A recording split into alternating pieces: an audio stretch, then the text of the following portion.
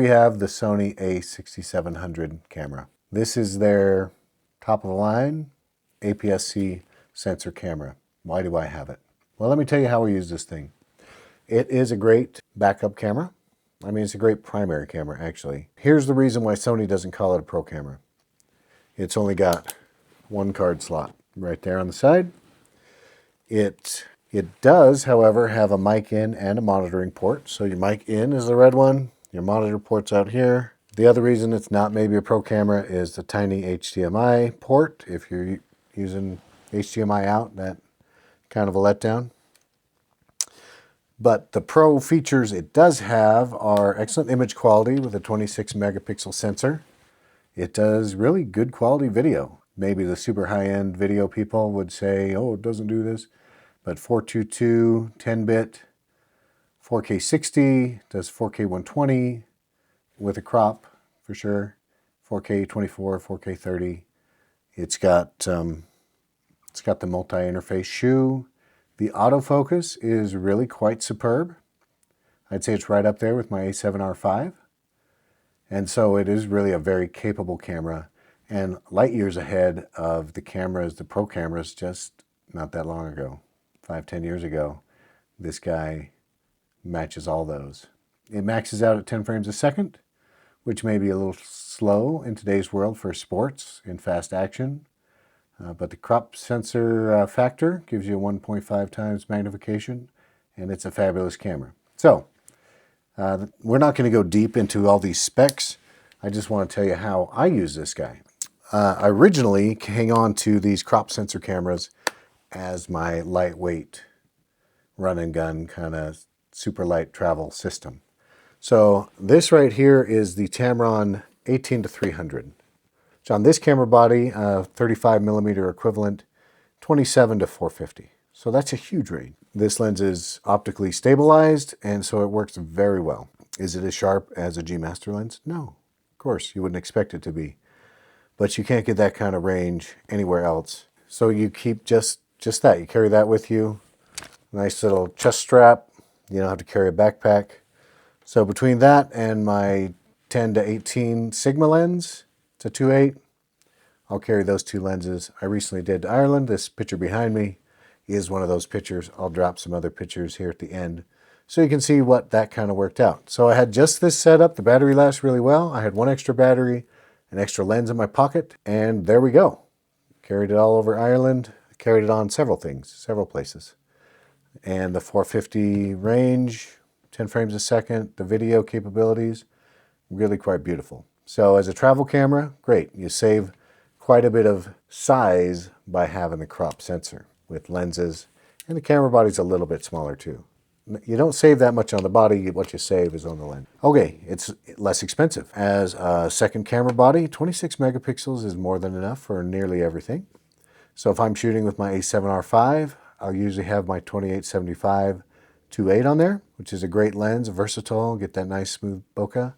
But maybe I'll put ultra wide on this, a 10 to 18, or I may even leave this super zoom on there just to really reach in and get stuff really close in. So a great way to do that. And it cuts down on weight. Benefit, use the same batteries.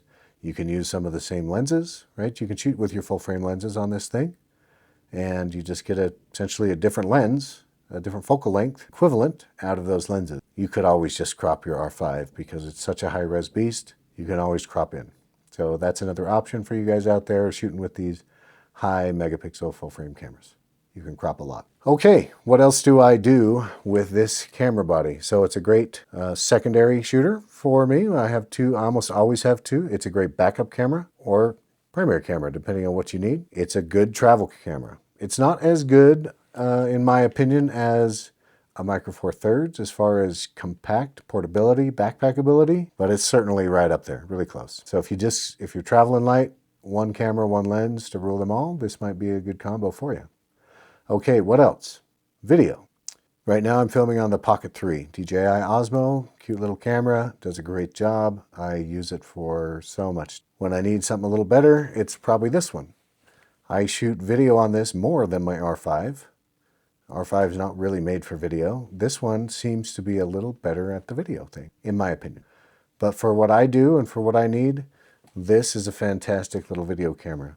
I like the R5 for the speed of the processors it has. It's a lot easier to switch between photo and video with those really fast high-end pro cameras, where you're not waiting for write speed to the card. And that's mostly because of the CF Express cards that camera takes. Secondly, because of the processors. I think when you are doing video, especially mixed media, you want to make sure those SD cards are as fast as you can actually possibly get. Okay, other downsides might be that with the pro level cameras, you can set up remote pocket wizard shooting. That probably doesn't come up for most people. It does occasionally come up for me, where you want to set up different cameras and locations and fire them all with a pocket wizard. This does not support that kind of interface. So that's another reason why it might not be considered a pro camera. So I think you'll be happy with the smaller camera for sure. If you're worried about full frame, but the price is too much, go with crop sensor. Also take a look at the Fujis. If you're into Sony or wanting to move up into Sony architecture, the E-mount, this may just be the camera. Or look at the a6000, the 63, 4, 500, or 66 series. A lot of great things in those cameras. The old batteries are not nearly as good. So the 65, maybe, I'll have to look and see. Whichever one came out with the new batteries is going to give you a lot better battery life. The other ones are okay, just you need to bring a lot more spares with you. Okay, so really a fantastic camera for the money. Great video. You can do some really versatile, really cool video things as well as shoot stills. You can get all your E-mount glass on there. You can adapt to Canon glass. The autofocus is really, really good. Eye tracking's amazing. Video's great. And then it also makes a fantastic little portable camera when you're trying to pack pretty light. My preferred camera now for ultralight is a Micro Four Thirds. Not everybody can do that. Anyway, one camera that's all around. This may just be that camera for you. So check it out. Let me know what you think. What cameras do you use and why? Am I saying you should have this camera? Maybe. It's a great one. Is it a reason to jump ship from another brand? Probably not. There's a lot of great cameras in every brand. If your pictures aren't great, it's probably not the camera. Hey, thanks for watching. I'd love to hear from you. What do you like to do? What are you doing? Let's get a conversation going. I want to see your work. Thanks.